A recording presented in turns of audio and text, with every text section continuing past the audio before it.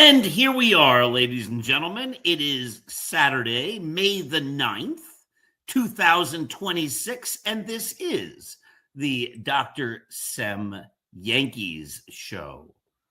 As you know, we record this a day in advance, so I'm recording this program not knowing how Spencer Jones performed last night in his first ever Major League game. But before we get to all the Spencer Jones speculation and hopes, let's make today a great day. And how do you make your day great? Well, it's simple, my friends. You look around the world and you notice the good. And you take that good and you cherish it in your heart. And you say, you know, there's a lot of good things in this world. Even if my day may not be the best, even if I'm going through a difficult time, I still need to appreciate all the good that's going on in the world. And when we appreciate, we have better lives. And when we appreciate, you can't help but have a great day. Also, if you're having a great day, why keep it all to yourself? Or if you're not having a great day and you can't find any goodness anywhere, well, then make some of your own. Do something nice for someone else. That will make you have a great day. And if you're already having a great day, pay it forward, share it with others. Remember, my friends, that when you give love, it comes back to you in greater amounts than you ever gave. A reminder that this show is brought to you by Artemisia Publishing. Artemisia is an outstanding independent publisher located in New Mexico in the United States of America. They have published many of my great books, including the least among them, the brand new The Greatest New York Yankees by Uniform Number, Scattering the Ashes, the greatest novel ever written. If you haven't read Scattering the Ashes, your life is in some ways incomplete. Get yourself a copy of Scattering the Ashes or download the audiobook narrated by me. 365.2, the motivational book about the year I ran every single day. And of course, the great From Compton to the Bronx, Roy White's wonderful masterpiece, Written with Me. All of those books can be found at apbooks.net. Go there because they have more than just my great books. Of course, go there and buy my books. And why? Why just buy one for yourself of each title? You should buy multiple copies of each title and share them with all your friends. And if you don't like the way I write, you should buy multiple copies and share them with the people you don't like. But I'm only kidding, of course. Hopefully you enjoy my books. But I'm not the only author at Artemisia. Of course, they have a plethora of great authors who write in a myriad of various genres. Take a look, apbooks.net. And just also a reminder, this show is part of the greatest Yankees site on the internet, Start Spreading the News. Remember, we put up articles 3 times every single day, 6 a.m., 10 a.m., and 2 p.m. The only thing that gets in the way of that 2 p.m.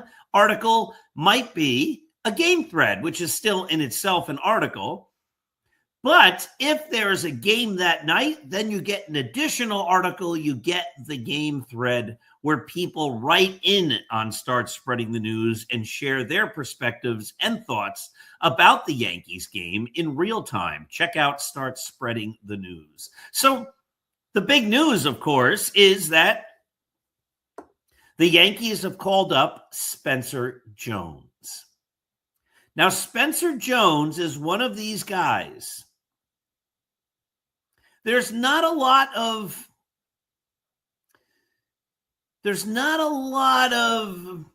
well, maybe he falls in the middle type of feeling about Spencer Jones. There are some that believe that because of his tremendous power, he is going to be a big-time home run hitter. And there are those that say the guy swings and misses far too often. And when you have such a hole in your swing, and it's proven to be such a hole in your swing throughout your minor league days, there's no way that you are going to hit major league pitching. I'm going to just type in the words Spencer Jones right here. We'll pull up his baseball reference page, or I will at least. Share some minor league statistics with you. In the minor leagues, Spencer Jones has played 415 games. He has played 415 minor league games. Would you like to venture a guess as to how many times he has struck out? The answer, my friends, is 600. In the minor leagues. That's not the major leagues. That's not against major league pitchers. We're talking minor league baseball. He has struck out 600 times in 415 games. That's a lot of strikeouts. Now you might say, well, he's cut it down. That doesn't happen anymore. Except even this year, he's played 33 games at Scranton Wilkes-Barre at AAA. He's played 33 games, and he has struck out 46 times. Now, he has tremendous power. He's hit a bunch of home runs. He has 83 minor league home runs. He has 11 home runs this year. I believe he leads all of professional baseball with 41 runs batted in. The talent is there. The question really is, will he be able to harness that talent and perform in the big leagues with a profile of a player who strikes out so much? It's going to be fun to see. If he just connects with his great power every now and again, and he has 25, 35, 40 home run power, but he strikes out 220 times, well, that could still be a productive major leaguer. You don't want, as an opposing team, an opposing pitcher, an opposing manager, to have to try to get a guy out who has 40 home run power. Adding that kind of bat to the lineup could really be beneficial to the Yankees. But of course, if he can't harness that power because he can't connect to the ball, because he strikes out at an alarming rate, well, then it may just be a story of unfulfilled potential. Like I was saying, there are players that you can sort of picture falling into one or two areas, like, a couple of different areas. He's probably going to be pretty good. He's probably going to be a solid major league player. It doesn't really seem like people are saying that about Spencer Jones. They're either predicting that he's going to be tremendous because he has such legendary power, or they're predicting that he's going to be a disaster because he swings and misses so often. As Yankee fans, people who are rooting for the Yankees, obviously we're hoping that Spencer Jones becomes the younger version of Aaron Judge.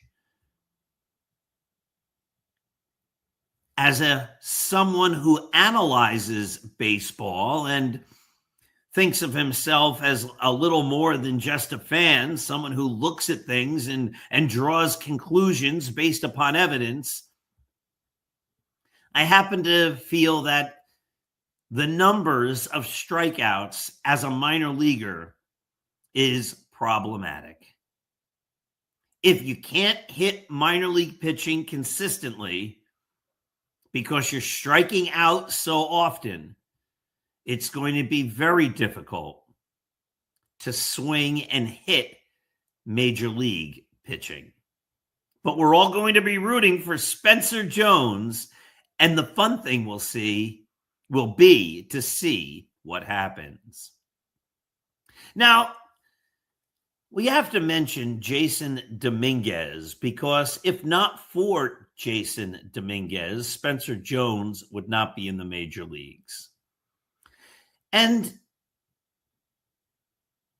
I'm starting to really feel bad for Jason Dominguez.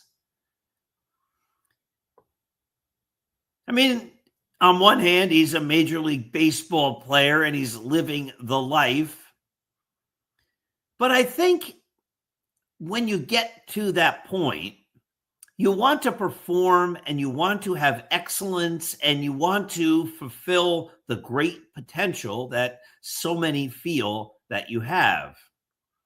And Jason Dominguez, still young, still with a bright future, seems so far in his young major league career to have all sorts of bad luck.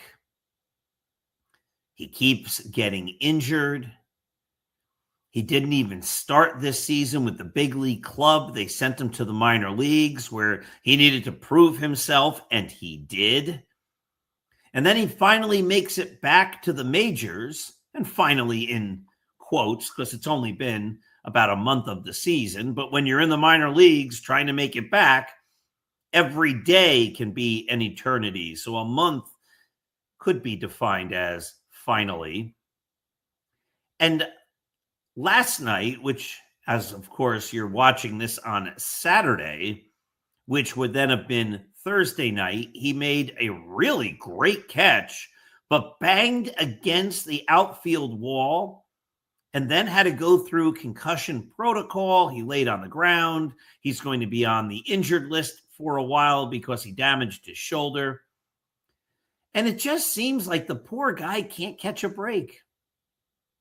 And that's a shame, because by and large, all or almost exclusively, I have never heard anything not positive. The feelings are that this is a likable guy. The players enjoy being around him, and he has untold talent. And the question with him also is, can he harness it and have a productive major league career? But it's always tough when people, when you're first signed and even before then, start comparing you to Mickey Mantle. That's a tough label to hang on a kid who is signed as a teenager. You know, this guy, he's so good. He's the next Mickey Mantle. There aren't too many Mickey Mantles in this world.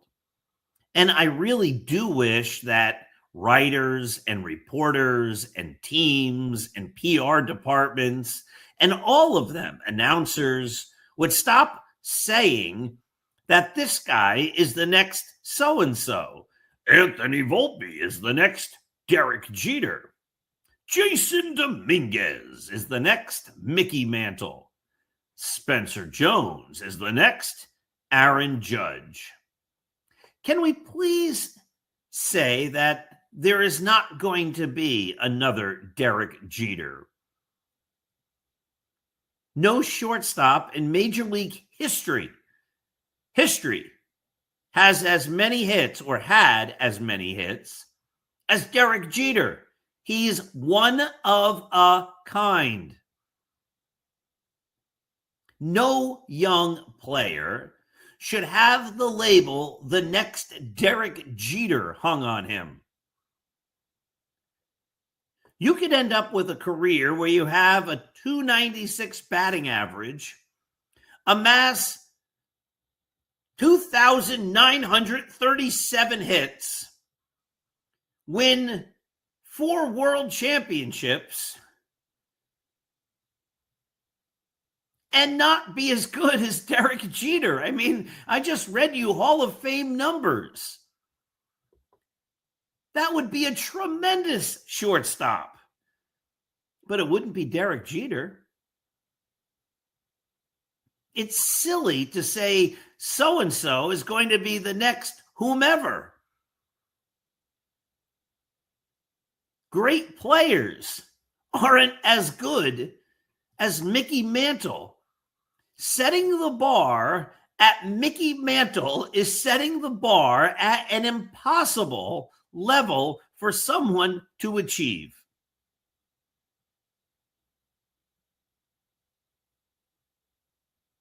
Mickey Mantle is in a class all by himself, basically, along with very, very, very few other players.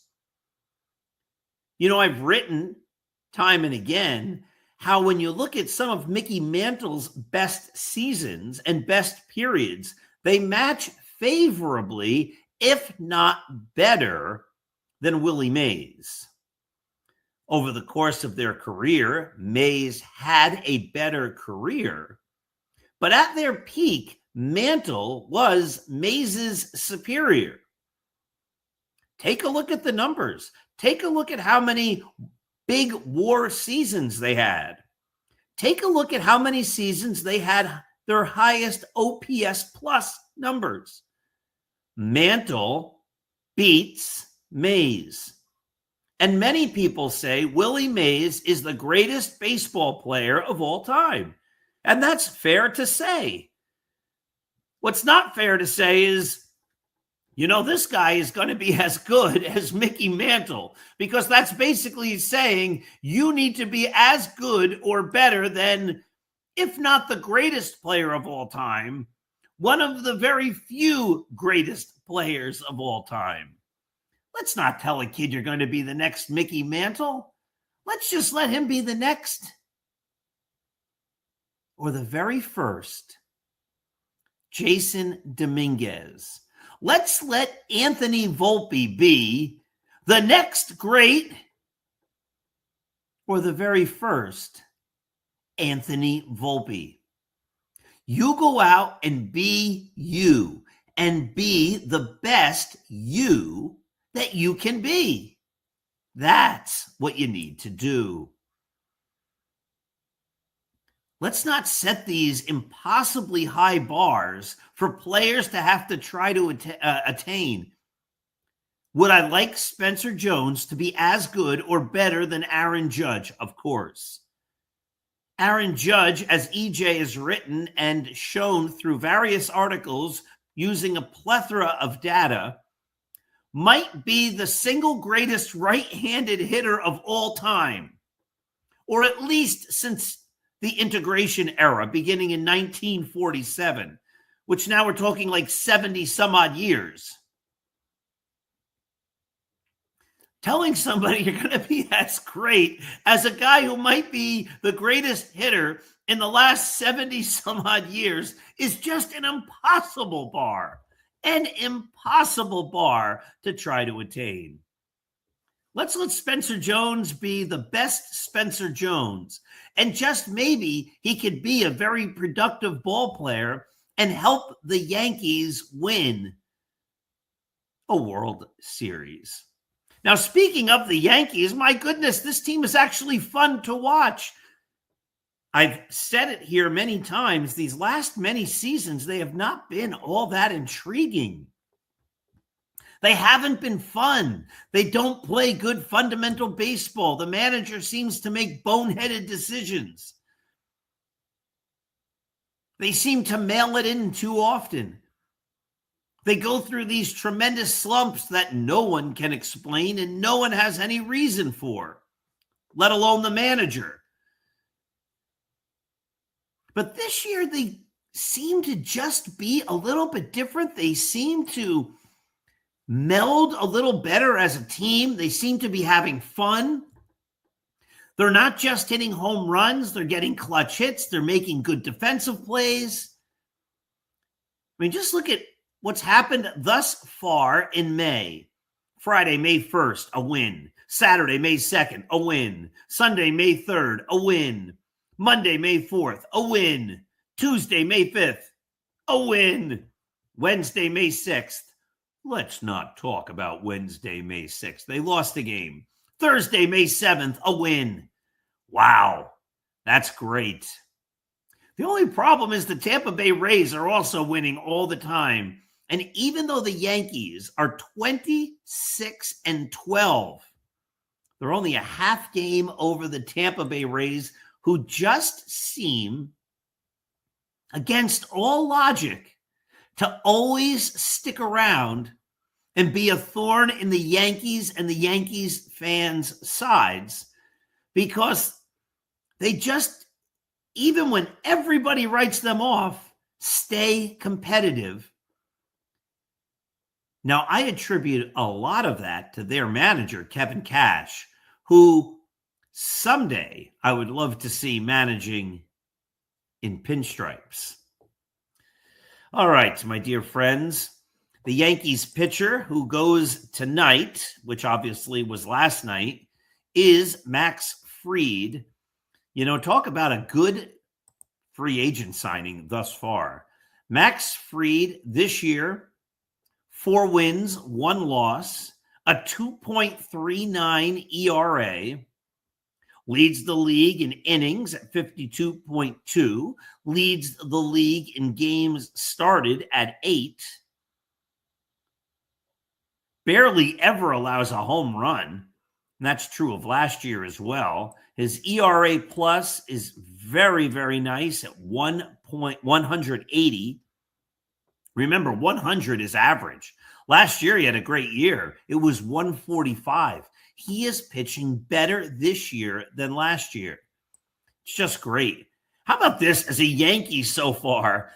Max Fried in 1+ seasons, 23 wins, 6 losses, 2.76 ERA, 248 innings. Now, I'll say those numbers again as I type something in, because we just need a little bit of historical context, because sometimes the history of great players gets somehow overlooked. 23-6. That's amazing. In 1978, Ron Guidry went 25-3. That was the first year I was a baseball fan from start to finish, and I really followed. And of course, Ron Guidry became one of my favorite players. 25-3. Max Fried's been terrific. He has a 2.76 ERA as a Yankee. Ron Guidry in 1978 had a 1.74 ERA. In 1978, Ron Guidry's ERA plus was 2.08. Max Fried, as a Yankee, has an ERA plus of 1.51. Max Fried has been, for the last year and a month or so, one of the very best pitchers in the major leagues. And yet, as great as he has been, those great numbers pale in comparison to Ron Guidry's 1978 season. 35 starts, 9 shutouts, 16 complete games. He struck out 248 batters. He had a whip, which, if you add up all the walks and hits by innings pitched, was less than 1 at 0.946. Means more times than not, he didn't allow a base runner by hit or walk in any inning that he pitched. It's good to remember those great, great, great seasons. Ron Guidry, 1978, 25-3. That's great stuff. So hopefully Max Fried continues the Yankees' great pitching. Hopefully the Yankees continue their dominance in the month of May, and nothing against the Tampa Bay Rays. I don't really have any feelings about the Tampa Bay Rays, except I wish they would go away. I hope they lose a lot of games because I want the Yankees to have a comfortable lead in the American League East so we don't have to worry from day to day if they are going to be in first place. Let's have a season just once, Yankees, where you play great all year long. And let's have a season, Tampa Bay Rays, where you leave the Yankees alone. Just let the Yankees win the division. Let's hope that this is finally the year that the Yankees can put it together from start to finish. Wouldn't that be nice? All right, my dear friends, thank you for watching. Remember to make your day great. Remember that rooting for baseball and caring about baseball teams and players is supposed to be fun.